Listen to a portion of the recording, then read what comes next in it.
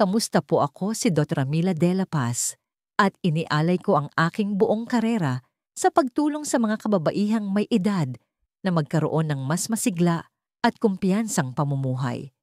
Ito ay isang karaniwan, bagamat hindi madalas pag-usapan na takot.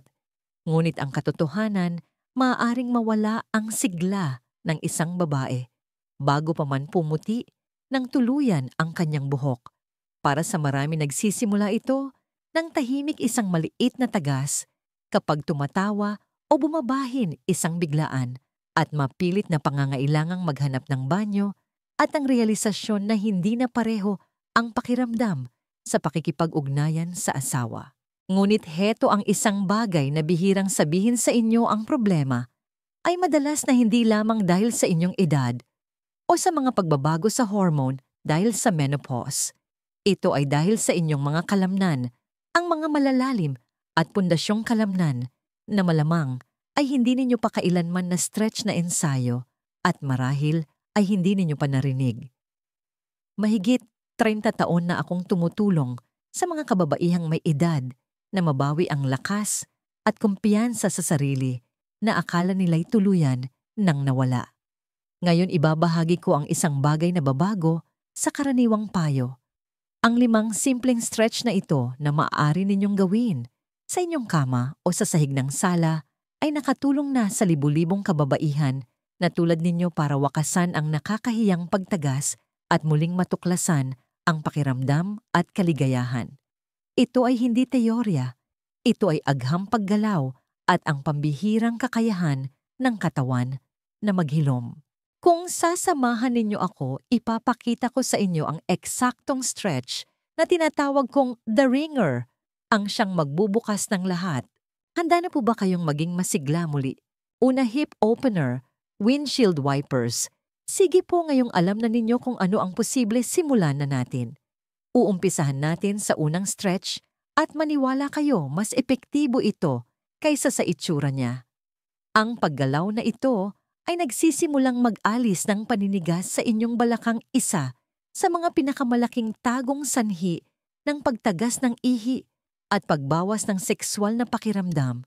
Kung kayo ay maraming taon nang nakaupo sa opisina, sa likod ng manibela, o sa paborito ninyong silya, dito mismo tayo dapat magsimula. Sabay-sabay nating gawin ito ng dahan-dahan. Hayaan ninyong magkwento muna ako. Ilang taon na ang nakalipas, may pasyente akong isang retiradong guro na nagngangalang Brenda. Isang kahangahangang babae, puno ng buhay, pinalaki ang 3 anak at nagturo sa daan-daang iba pa. Ngunit naroon siya sa aking klinika sa Quezon City, nakayuko at halos pabulong kung magsalita. Sabi niya, "Dra de la Paz, hindi na ako makatawa ng malakas kasama ang mga apo ko. Tumutulo ang ihi ko. Pakiramdam ko pinagtaksilan ako ng sarili kong katawan." Hinding-hindi ko malilimutan ang itsura niya. Hindi lang ito pagkadismaya. Ito ay pagkawala, isang tahimik na pagkawala na unti-unting sumisira sa iyong kumpiyansa araw-araw. At tinanong ko siya ng isang tanong na laging ikinagugulat ng mga babae. "Aling Brenda, gaano po karami sa inyong araw ang ginugugol ninyo sa pag-upo?" Huminto siya, tapos ay ngumiti ng bahagya at pagod. "Halos buong araw po, doktora.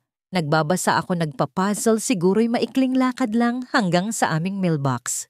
Ang sinabi ko sa kanya ay ang sasabihin ko rin sa inyo ngayon dahil binago nito ang lahat para sa kanya at maaaring para sa inyo rin. Ang inyong balakang ang may hawak ng susi. Hindi lang ang inyong hormones, hindi lang ang inyong edad ang inyong balakang. Ang kasukasuan, kung saan nagtatagpo ang inyong mga binti at pelvis, ay isa sa pinakamakapangyarihan, ngunit napapabayaang bahagi ng katawan ng babae. Direkta itong konektado sa pelvic floor, ang parang duyan na kalamnan na sumusuporta sa inyong pantog matris at sentro ng inyong sexual na tugon. Kapag ang inyong balakang ay masikip, na halos laging nangyayari sa mga babaeng madalas nakaupo, nagkakaroon ng parang sakal sa mga nerbiyos at daluyan ng dugo na kailangan para sa pagkasabik at kontrol. Pinapahina rin nito ang suporta sa inyong pantog. Kaya kayo tumatagas kapag umuubo. kaya maaaring maging manhid o hindi komportable ang pakikipagtalik. At iyon ang dahilan kung bakit napakahalaga ng unang stretch na ito. Ang hip opener o ang madalas kong tawaging windshield wiper ay ang inyong unang hakbang upang gisingin ang mga kalamnang ito. At linawin ko lang po, hindi ito isang magarbong yoga pose. Ito ay functional medicine. Ito ay tungkol sa paglikha ng espasyo kung saan ang inyong katawan ay nanigas sa loob ng maraming taon mula sa pag-upo, sa stress, maging sa panganganak. Ang kailangan nyo lang ay isang lugar na mauupuan, ang inyong kama isang silya o ang sahig kung komportable, at ang pagnanais na gumalaw ng dahan-dahan at huminga. Heto ang gagawin ninyo: umupo na nakabaluktot ang mga tuhod, mga paa ay nakalapat sa sahig na may pagitan na halos kasinlaki ng balikat. Suportahan ang itaas na bahagi ng katawan sa pamamagitan ng pagsandal sa inyong mga kamay o sa pader kung gusto ninyo. Ngayon dahan-dahang hayaang bumagsak ang parehong tuhod sa isang gilid tulad ng mga windshield wiper sa isang maulang bintana. Huminto sandali pagkatapos ay itaas muli at ibaba sa kabilang panig. Ganoon lang, ngunit huwag ninyong maliitin ang pagiging simple nito. Sa loob ng inyong balakang libu-libong maliliit na pagsasaayos ang nangyayari. Nagsisimulang umikot ang inyong pelvis, lumuluwag ang inyong mga hita, at ang malalalim na kalamnan ng inyong pelvic floor, ang mga kumukontrol sa paghihi at pakiramdam sa clitoris, ay nagsisimulang magising. Maaaring makaramdam kayo ng kaunting paninigas. Okay lang yon. Nag-aayos lang ang inyong katawan. Niluluwagan ninyo ang kapit ng maraming taon ng tensyon. At heto ang mahika, habang nagsisimulang gumalaw, nang malaya ang mga kalamnang ito, bumubuti ang daloy ng dugo. Isipin ninyo iyon, upang ang pagkasabik ay mauwi. Sa kaligayahan, kailangan ninyo ng masaganang daloy ng dugo sa clitoris at mga tisyo ng ari. Kung ang inyong balakang ay naninigas at ang inyong pelvic floor ay masikip, apektado ang sirkulasyong iyon, mas kaunti ang inyong nararamdaman. Tumatagas ang ihi ninyo. Nawawalan kayo ng kontrol. Ngunit kapag bumukas ang balakang at na-activate ang pelvic floor, ang buong ibabang bahagi ng inyong katawan ay nagsisimulang gumana sa paraang dapat. Ito gumana malakas, suportado at tumutugon. Ginawa ni Ailing Brenda ang stretch na ito tuwing umaga at gabi sa loob lamang ng 40 segundo bawat sesyon. Sa loob ng 3 linggo, sinabi niya sa akin na kaya na niyang maglaro buong hapon kasama ang kanyang mga apo nang walang kahit isang tagas. Sa loob ng 6 na linggo, hindi na siya nababahala na tumawa sa publiko. Ibinahagi pa niya, Dora de la Paz, kami ng asawa ko ay nagiging mas malapit sa isa't isa sa paraang hindi namin naranasan sa loob ng maraming taon. Naniniwala ako sa kanya. Kapag ang isang babae ay nakakaramdam ng lakas at seguridad sa kanyang katawan, muli, nababago nito ang paraan ng kanyang pagpasok sa isang silid. Iba ang tindig mo kapag hindi ka nag-aalala sa biglaang pagbahin o isang nakakahiyang sandali. Kaya habang ginagawa ninyo ang unang stretch na ito, huwag lang basta gawin. I-visualize kung ano ang nangyayari sa loob. Damhin ang dahan-dahang pagluwag ng mga kalamnan. Isipin ang mas malayang pagdaloy ng dugo, ang mga nerbiyos na nagiging mas buhay, at ang pagbabalik ng kontrol sa inyong katawan. Hindi pa kayo masyadong matanda para makaramdam muli ng sigla. Naaalala ng inyong katawan ang lakas. Tinutulungan lang natin itong maalala. Ngayon dito pa ito lalong gaganda. Binuksan ninyo ang pinto gamit ang unang stretch na ito, ngunit sa likod ng pintong yon ay may mas makapangyarihan pa. Ang susunod na paggalaw na ipapakita ko ay hindi lang nagpapaluwag ng mga kalamnan. Direkta nitong ginigising ang sentro ng inyong pelvic floor. Ito ang stretch na nagtitrigger ng chain reaction sa buong ibabang bahagi ng inyong katawan na naglalatag ng pundasyon para sa maaasahang kontrol sa pantog at mas masaganang pakiramdam. Karamihan sa mga kababaihan ay nilalaktawan ito At iyon ay isang malaking pagkakamali. Samahan ninyo ako at ipapakita ko sa inyo kung paano ito gawin ng tama. Magpatuloy tayo. Pangalawa, cobra stretch. Pampagising ng pelvic floor. Ilang taon na ang nakalipas ginamot ko ang isang babaeng nagngangalang Susan. Siya ay 67, isang dating nurse mula sa Pasig Praktikal, walang paligoy-ligoy. At ayon sa kanyang biro, masikip pa sa tornilyo, maliban sa kung saan mahalaga. Sabi niya sa akin, Dra de la Paz, hindi ko man lang matapos ang pamimili sa grocery nang hindi nararamdaman ang biglaang pag-ihi at parang mayroon akong permanenteng umbok sa ilalim ng aking pusod. Nakita ko sa kanya ang itsura na nakikita ko sa napakaraming babae, isang halo ng pagkadismaya at tahimik na pagtanggap. Ang ganoong bagay ay unti-unting sumisira sa iyo. Hindi lang ito tungkol sa kontrol, ito ay tungkol sa pakiramdam na komportable ka sa sarili mong katawan. Kaya tinanong ko siya ng isang tanong na madalas kong itanong sa aking mga pasyente. Kailan po kayo huling nag-unat ng inyong tiyan? Itinaas niya ang isang kilay na para bang tinanong ko siya ng isang bagay na kakatwa. Ngunit seryosong-seryoso ako. Kita ninyo ang mga kalamnan sa inyong ibabang bahagi ng tiyan, sa ilalim mismo ng inyong pusod, ay umiikot at kumokonekta sa pelvic floor. Kapag maraming taon kayong nakayuko sa isang desk, nag-aalaga ng pamilya, nagbabasa o nanonood ng TV, ang mga kalamnang yon ay naninikip. At kapag nanikip sila, hinihila nila ang pelvic floor na parang isang matigas na buhol. Ang buhol na yon ay sumasakal sa daloy ng dugo. Pinapamanhid nito ang mga nerbiyos. Naglalagay ito ng presyon sa pantog. Mas kaunti ang inyong nararamdaman, laging iritado ang inyong pantog at nawawala ang pakiramdam ng suporta sa inyong core. Ang masama pa, karamihan sa mga babae ay hindi man lang naiisip na stretch ang bahaging ito. Ngunit ginawa ito ni Susan at gagawin ninyo rin. Ang cobra stretch ay isa sa mga pinakamakapangyarihang kasangkapan na ginagamit ko sa aking klinika, lalo na para sa mga kababaihang higit sa 60. Ito ay banayad na kasalig at nakakagulat na epektibo sa pagpapanumbalik ng inaakala ng marami na tuluyan nang nawala. Kapag ginawa ng tama, hindi lang nito pinapaluwag ang inyong tiyan. Ginigising nito ang malalalim na koneksyon sa pelvic na kumokontrol sa parehong pakiramdam at pagdaloy para magsimula humiga ng nakadapa. Dahan-dahan lang po. Hindi kailangang maging maganda ang galaw basta't ligtas. Hayaang mahaba ang inyong mga binti sa likod, may pagitan na halos kasinlaki ng balikat at relax ang ibabaw ng mga paa sa sahig.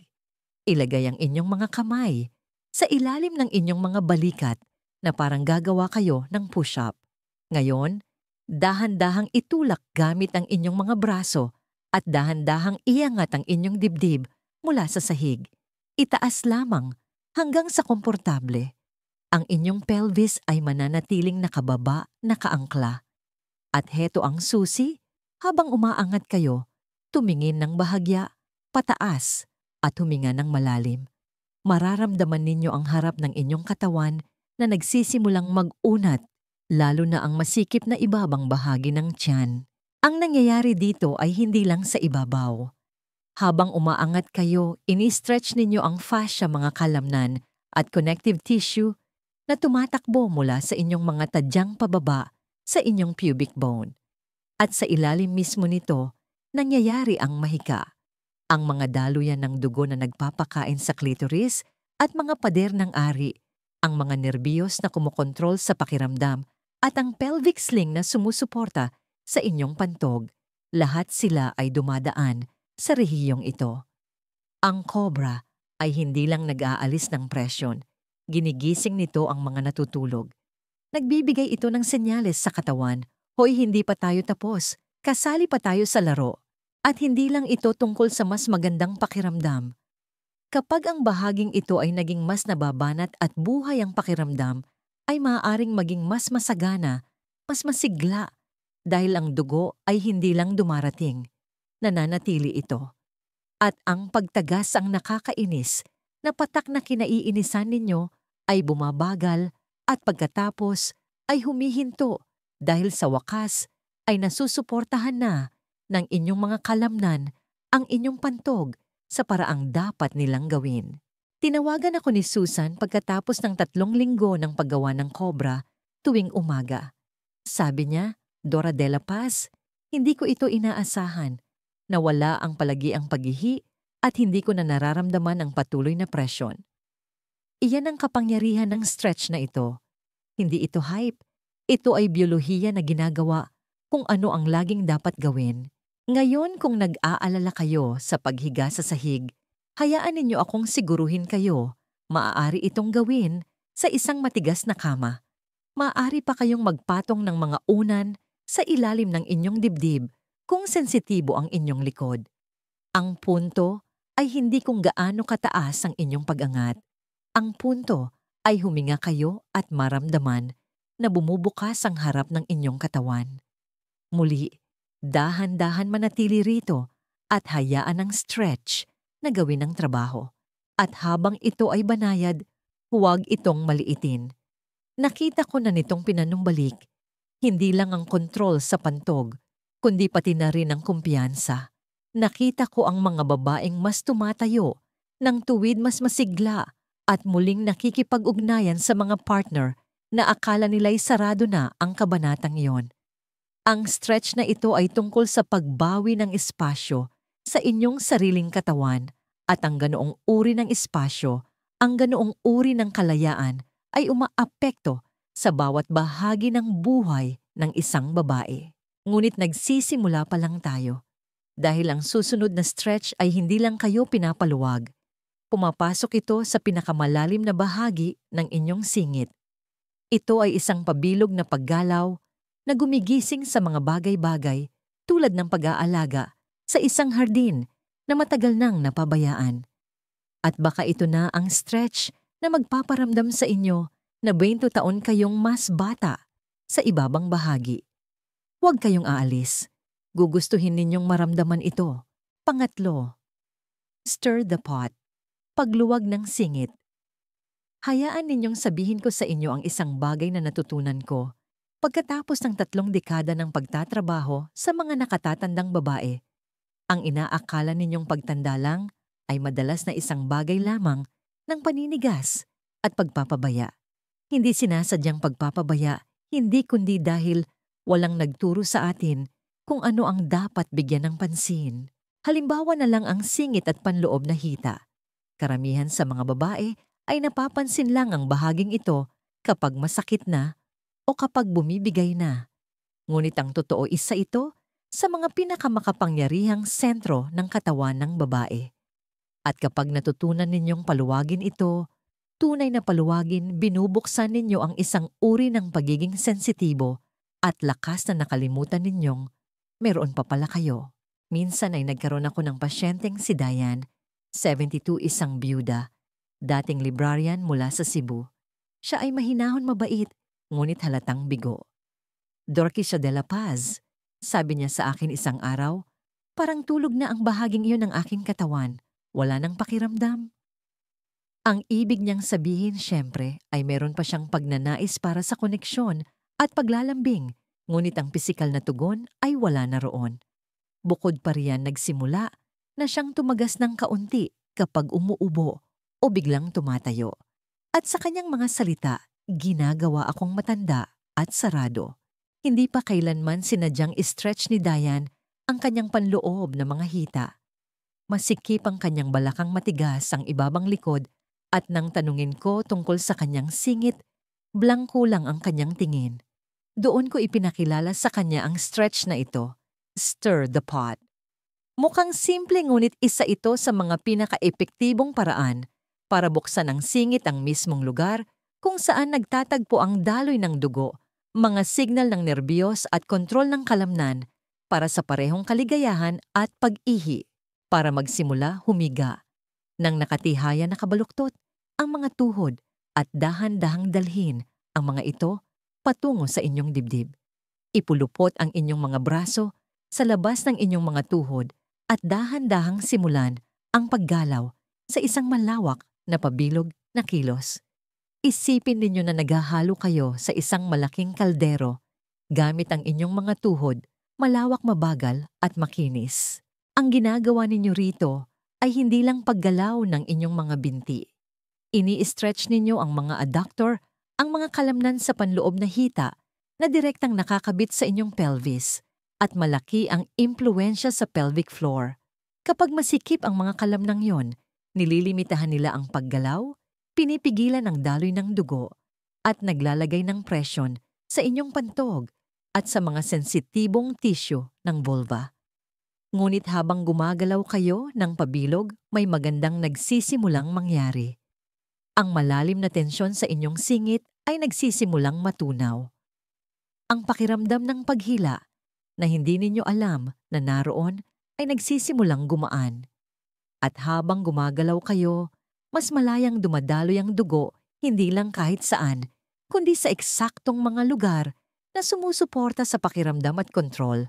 Pinalalambot ng stretch ang mga panloob na pader ng pelvis at lumilikha ng espasyo para lumawak ang mga daluyan ng dugo, para magising ang mga nerbiyos. At para sa isang babaeng tulad ni Diane, iyon ang unang pagkakataon sa loob ng maraming taon na may naramdaman siyang bumalik. Pagkatapos ng halos 2 linggo ng araw-araw na pagsasanay, sinabi ni Diane na mas naramdaman niyang buhay ang kanyang pelvic area. Sa 3 linggo, huminto ang nakakahiyang pagtagas. At isang araw pumasok siya sa aking opisina at sinabing, "Dradela Paz, ayaw kong usigin pero pakiramdam ko, gising na ako sa ibaba. Matagal ko nang hindi nasabi iyan." At naniwala ako sa kanya dahil palagi ko itong nakikita. Mayroong malalim na koneksyon sa pagitan ng kung paano tayo gumalaw at kung ano ang ating nararamdaman. At ang stretch na ito ay higit pa sa paggalaw. Ito ay tungkol sa pagkakakilanlan.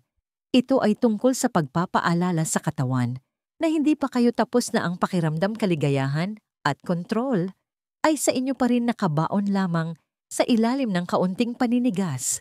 Ngayon, ilang mga tip huminga habang ginagawa ito, malalim sa ilong, palabas sa bibig. Habang ginagalaw ang inyong mga tuhod, hayaang sumunod ng natural ang inyong balakang. Kung mas malawak ang bilog, mas malalim ang pagluwag. Huwag pilitin. Hayaang gabayan ng inyong katawan ang paggalaw. Ang ilang babae ay nakakaramdam ng mainit na sensasyon sa pelvis, mabuti iyon. Ang ilan ay medyo emosyonal, mabuti rin yon. Hayaan lang. Ito ay paghilom. Ito ay pagbabalik ninyo sa inyong sarili. Ang stirring the pot ay parang pag-aalaga sa isang tuyong hardin. Hindi ninyo pinipilit na may tumubo. Inihahanda ninyo ang lupa, gumagawa ng daan para dito. At sa paglipas ng panahon, nagsisimulang bumalik ang buhay. Mapapansin ninyo ang mas mahusay na kontrol sa pantog. Mas makakaramdam kayo ng koneksyon sa inyong sensual na sarili. At higit sa lahat, magsisimula kayong magtiwala muli sa inyong katawan. Ang tiwalang iyon ang lahat. Kaya kung kayo ay nakakaramdam ng pagka-disconnecta, pamamanhid, o hindi lang tulad ng dati sa ibabang bahagi, ang stretch na ito, ang inyong tulay pabalik. At hindi ito tungkol sa pagiging perpekto. Ito ay tungkol sa pagiging pare-pareho. 40 segundo lamang sa isang araw at sinisimulan ninyong ibalik ang isa sa mga pinakamahalagang sistema sa inyong katawan. Pero teka muna, dahil ang susunod ay kung saan nagsisimulang lumalim ang mga bagay literal. Ang susunod na stretch ay mas malalim pa ang maaabot sa pelvic floor kaysa sa anumang nagawa natin. Tinatarget nito ang mismong mga kalamnan na bumubuo sa base ng inyong core, mga kalamnan na responsable para sa inyong kontrol sa pantog, potensyal para sa orgasm at ang suportang lakas ng inyong buong pelvic region. Ito ay tumatama kung saan mahalaga. Huwag kayong aalis. Gugustuhin ninyong maramdaman ang susunod na stretch na ito mula sa loob palabas. Pang-4, knees to chest, bladder reset. Mayroong isang bagay na lubos na nakapagpapakumbaba sa sandaling aminin ng isang babae na hindi na niya kontrolado ang sarili niyang katawan.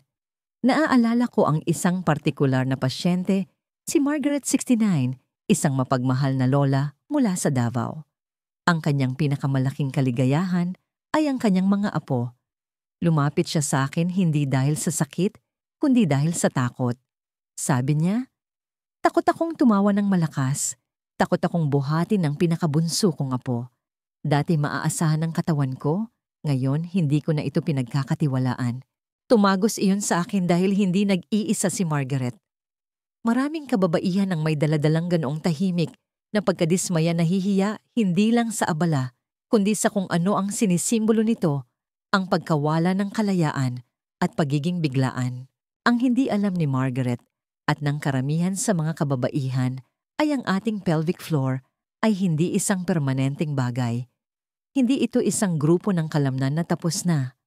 Maaari itong humina dahil sa panganganak sa gravity, sa mga pagbabago sa hormone, ngunit maaari rin itong magising muli. At isa sa mga pinakasimpleng paraan para gawin iyon, lalo na kapag ang pagtagas ang pangunahing alalahanin, ay ang knees to chest stretch. Ito ay basic banayad pa nga, ngunit ito rin ay napakalakas. Ang stretch na ito ay tumutulong na ibalik ang isang bagay na hindi naramdaman ng karamihan sa atin sa loob ng maraming taon, ang kabuuang pagluwag. Ang malalim na panloob na pagre-relax na dumarating kapag sa wakas ay bumitaw na ang tensyon at bumabalik ang daloy ng dugo sa mga bahagi ng inyong katawan na pinakakailangan ito para magsimula humiga ng nakatihaya. Hayaang nakapatong ang inyong ulo sa unan kung masarap sa pakiramdam. Pagkatapos dalhin ang parehong tuhod pataas patungo sa inyong dibdib, tulad ng ginawa natin sa nakaraang stretch. Ngunit sa pagkakataong ito, sa halip na umikot, hahawakan ninyo lang. Ipulupot ang inyong mga braso sa ibabaw ng inyong mga tuhod, hindi sa ilalim. At dito, nagsisimula ang trabaho hindi sa paggalaw, kundi sa pananatili. Dahan-dahang hilahin ang mga tuhod nang magkahiwalay, lumilikha ng espasyo sa balakang at singit at hawakan. Mararamdaman ninyo ang isang stretch sa malalim na bahagi ng panloob na hita, ngunit kung papansinin ninyo isang banayad na pagluwag sa base ng inyong pelvis. Iyon ang floor na hinahabol natin. Doon nagsisimula ang pagbabago. Habang humihinga kayo, may ginagawang pambihira ang inyong katawan. Nagsisimulang bumagal ang nervous system. Ang mga kalamnan sa inyong ibabang tiyan at perineum ay nagsisimulang lumambot. At sa paglambot na yon, may critical na nangyayari. Nagsisimulang bumukas ang mga daluyan ng dugo. Nagigising ang mga nerbiyos. Ang mga tissue na sumusuporta sa pantog at urethra ay sa wakas nakakakuha ng sirkulasyon na matagal nang nawala sa kanila. Kasabay nito, muling sinasanay ng stretch na ito ang muscular sling na kumokontrol sa pag-ihi. Hindi lang kayo nag-stretch, nagre-rewire kayo. Muling natututo ang inyong utak kung paano sabihin sa inyong pelvic floor, kumapit ka hanggang handa na tayo. At sa paglipas ng panahon, nangangahulugan yon na wala ng tagas, wala ng pagmamadali sa banyo, at wala ng pagpipigil sa pagtawa. Ginawa ni Margaret ang stretch na ito tuwing gabi bago matulog. Noong una sabi niya pakiramdam niya ay awkward. Parang nakahiga lang ako roon, sabi niya. Ngunit pinagpatuloy niya ito. Sinabi niya sa akin na sa loob ng 2 linggo, napansin niyang kaya na niyang manood ng isang buong pelikula nang hindi nagbabanyo. At ilang araw pagkatapos noon, tumawag siya at sinabing, "Dora de la Paz, maghapon ako sa parke kasama ang mga apo ko." Tumawa ako, tumakbo, binuhat ko pa si Tommy. Walang nangyari, naramdaman kong malaya ako. Nabasag ang boses niya nang sabihin niya iyon at halos ganun din ang sakin. Dahil ang totoo, hindi lang ito tungkol sa katawan. Ito ay tungkol sa kung ano ang pinapahintulutan ng katawan na gawin natin. Kapag nagsimula kayong magkaroon muli ng kontrol, kapag umaayos ang inyong pantog, humihinto kayo sa pakiramdam na pinamamahalaan ninyo ang paghina. Nakakaramdam kayo ng sigla. At ang pakiramdam na yon ng sigla ay nagbabago ng lahat. Ang inyong tindig, ang inyong enerhiya, maging ang paraan ng pagtingin ninyo sa inyong sarili, sa salamin. Kaya habang hawak ninyo ang posisyong ito, tuhod sa dibdib mga braso na dahan-dahang humihila hininga, na kalmado alamin ninyo na higit pa sa pag-stretch ang ginagawa ninyo. Binabalik ninyo ang ugnayan sa pagitan ng isip at kalamnan. Muli ninyong itinatayo ang tiwala sa inyong sariling pundasyon. At oo, simple lang ito, ngunit minsan ang simple ang eksaktong gumagana. Bitawan ang ideya na ang lakas ay nagmumula lamang sa pagpipilit. Sa sandaling ito ng katahimikan, ginagawa ng inyong katawan ang ilan sa pinakamalalim nitong paghilom. Ganito natin inihahanda ang sistema. Binubuksan natin ang balakang ginigising ang singit at ngayon ay nire-reset natin ang floor. Pinapaalalahanan natin ito sa kanyang trabaho at nagsisimula itong makaalala. Ngunit hindi pa tayo tapos. Dahil ang huling stretch na ipapakita ko sa inyo ang siyang nagbubuklod sa lahat. Ito ang pinakamahirap, oo, ngunit ito rin ang pinakakapakipakinabang. Tinatawag ko itong The Ringer sa isang dahilan. Dumarating ito mismo sa base ng inyong katawan, sa malalim na pelvic bowl, at ginigising ang mga bahagi na inaakala ng karamihan sa mga babae na tuluyan ng nawala. Kung hinihintay ninyo ang isang stretch na mag-uuwi ng lahat, ang isa na tunay na makapagbabago ng inyong pakiramdam, mula sa loob palabas ito na yon. Samahan ninyo ako. May bubuksan kayong makapangyarihan. Panlima, Happy Baby, The Ringer. Ang nag-aayos ng lahat. Itinabi ko ang pinakamahusay at pinakanakakabulgar para sa huli. Ngunit huwag kayong matakot.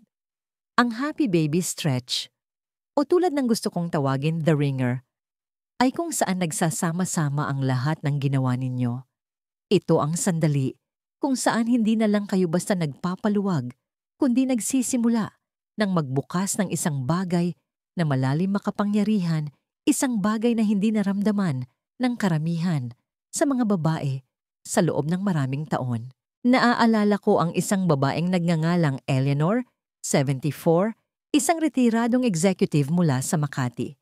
Ang kanyang katawan ay nanigas sa paglipas ng mga taon dahil sa mahabang oras ng pag-upo, pagbiyahe at pamamahala ng stress. Sinabi niya sa akin, "Dora de la Paz, parang nandito pa ang katawan ko, pero nawalan na ako ng koneksyon dito. Manhid ang pakiramdam ko sa ibaba. Parang ang pagkababae ko ay hiwalay na sa natitirang bahagi ng aking sarili." Ang komentong yun ay tumatak sa akin dahil hindi ito tungkol sa sex. Ito ay tungkol sa pagkakakilanlan kumpiyansa, pagiging buo. Kaya itinuro ko sa kanya ang huling stretch na ito at ang pagbabagong nasaksihan ko kay Eleanor, pisikal at emosyonal, ay walang kapantay.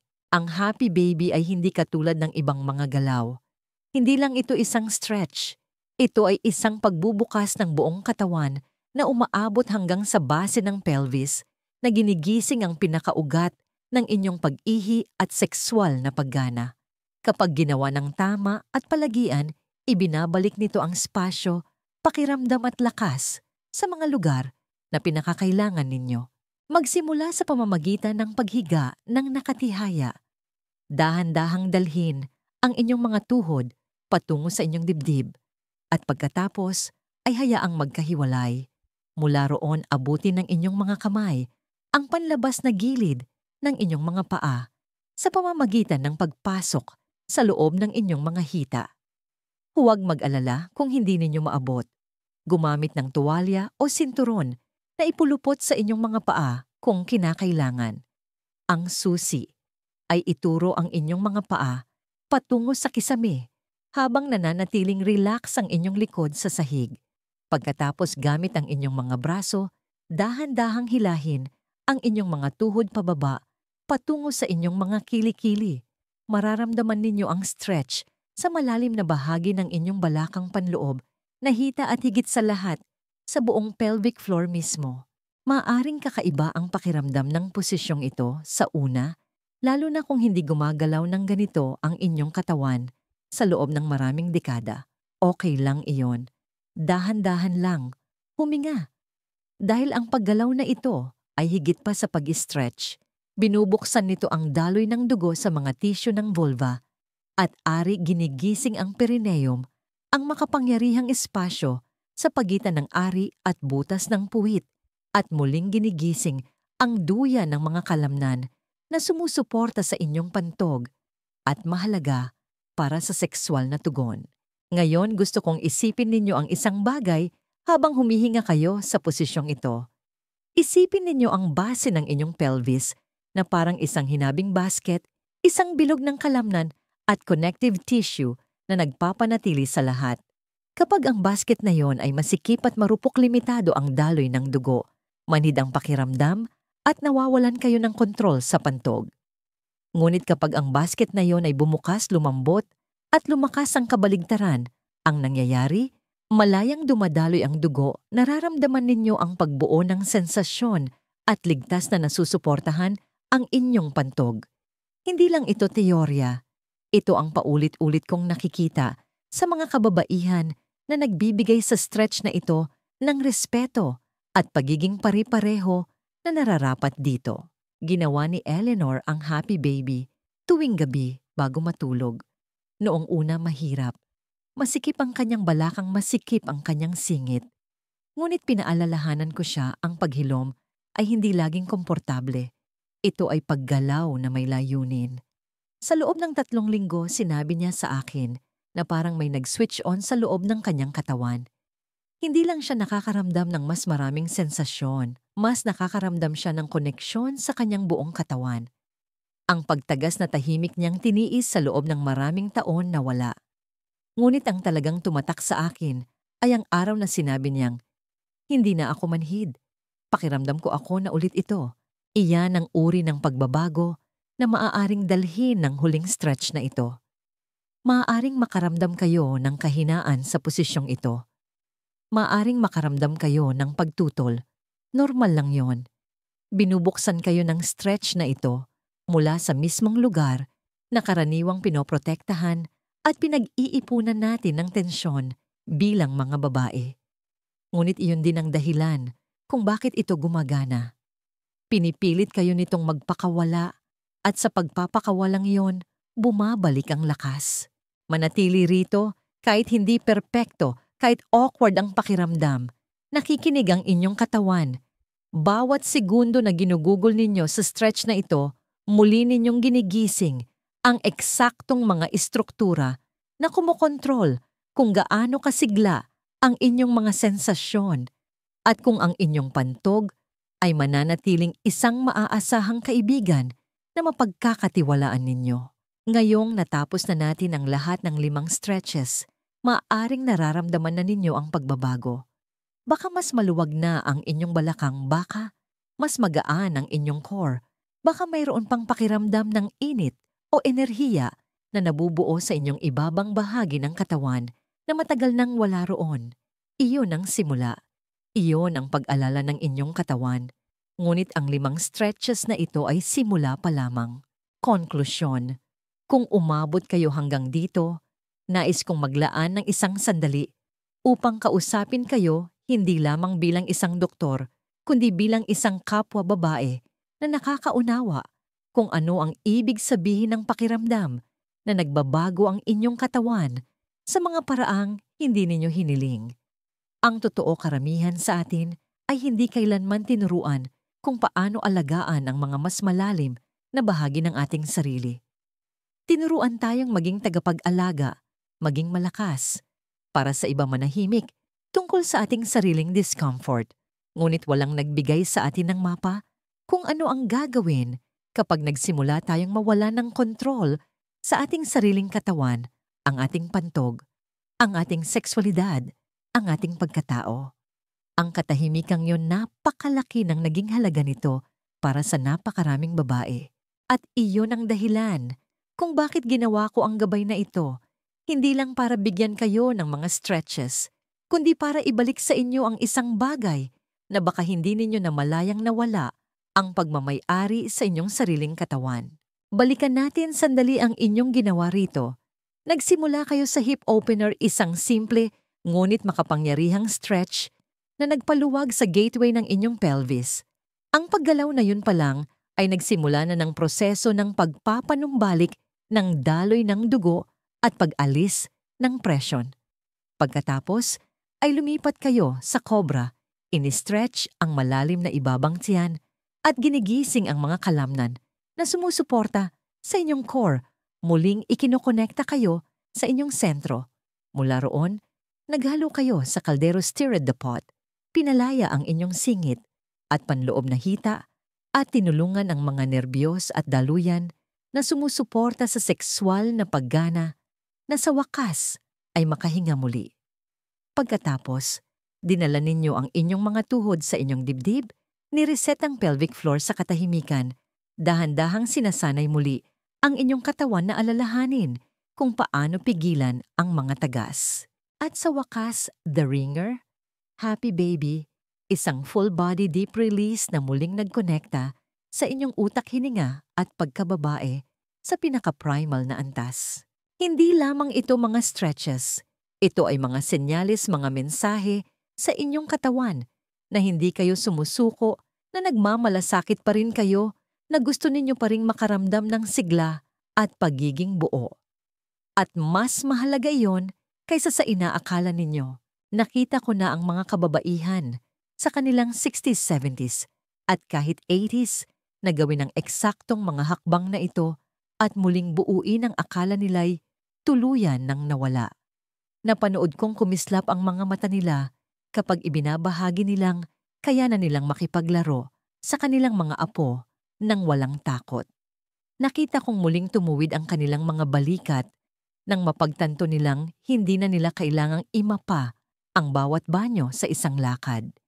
Mayroon pa ngang mga partner na nagpasalamat sa akin hindi dahil binigyan ko ang kanilang asawa ng isang magic pill, kundi dahil nakita nilang nagsimulang maniwala muli sa kanyang sarili ang isang babae. Gusto kong maintindihan ninyo nang malinaw hindi ito tungkol sa pagiging perpekto. Hindi ito tungkol sa flexibility o kung gaano kalayo ang kaya ninyong stretch. Ito ay tungkol sa pagiging pari-pareho. Ito ay tungkol sa paggawa ng trabaho tahimik, tuloy-tuloy araw-araw. Ang 5 paggalaw na ito na ginagawa sa loob ng wala pang sino minuto, sa isang araw ay may kapangyarihang radikal na baguhin kung paano kayo nakakaramdam, kung paano kayo gumagana, at kung paano ninyo tinitingnan ang inyong sarili. Hindi ninyo kailangan ng magarbong kagamitan. Hindi ninyo kailangan ng sino mang nanonood. Ang kailangan ninyo lang ay kaunting espasyo, kaunting oras, at ang pagnanais na magpakita para sa inyong sarili, kahit na matagal na ninyo itong hindi nagagawa. Alam kong maaaring mahirap ang buhay. Alam kong ang pagtanda ay maaaring parang isang mabagal na pagguho ng mga bagay na dati ninyong inaasahan. Ngunit alam ko rin ito, hindi pa huli ang lahat. Para simulan ang pagbabago, tumutugon pa rin ang inyong mga kalamnan. Naaalala pa rin ang inyong mga nerbiyos.